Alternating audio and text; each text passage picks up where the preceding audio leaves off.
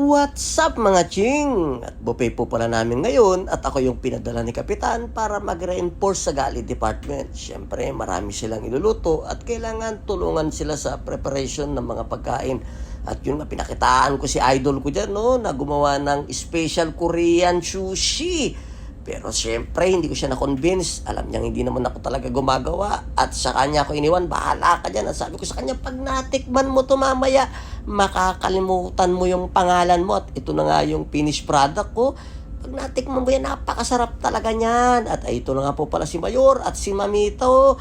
At ito, minekos-mekos ko na yung susunod na niluto ko. Yung fried chicken, siyempre. At saka ako na sinalang.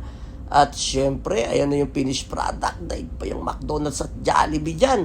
At yun nagpa-cute pa talaga. Talaga pinakita kong ako talaga yung nagluto dyan. At syempre, yung next na niluto ko dyan, yung steak barbecue, syempre. At ito na nga yung finished product niya, At nung natapos namin, ay talagang napakaganda naman ng presentation, Thank you for watching, guys!